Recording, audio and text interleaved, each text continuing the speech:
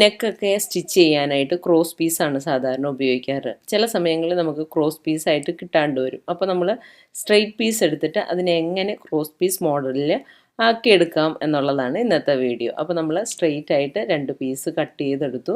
എന്നിട്ട് അതിനെ ജോയിൻ ചെയ്തെടുക്കുകയാണ്. ജോയിൻ ചെയ്യുന്ന മെത്തേഡ് ഇതിന് മുന്നേ വീഡിയോ ഞാൻ ഇട്ടിട്ടുണ്ട് കേട്ടോ. അപ്പം ആ ഒരു രീതിയിൽ എടുത്തിട്ട് ഒരു സൈഡ് നമ്മൾ സ്റ്റിച്ച് ചെയ്ത് പ്ലെയിനായിട്ട് ഒന്ന് മടക്കി സ്റ്റിച്ച് ചെയ്തെടുക്കുകയാണ്.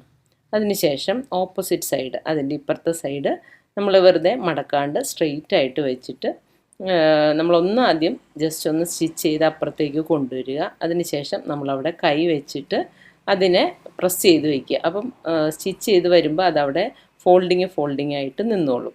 അങ്ങനെ ഫോൾഡിങ് ആയിട്ട് നിന്ന് കഴിയുമ്പോഴത്തേക്കും നമ്മുടെ സ്റ്റിച്ച് ചെറിയ രീതിയിൽ ഫോൾഡിങ്ങോടുകൂടി വന്ന് നമ്മുടെ മെറ്റീരിയൽ നല്ല റൗണ്ടിലായിട്ട് എടുക്കാൻ പറ്റും.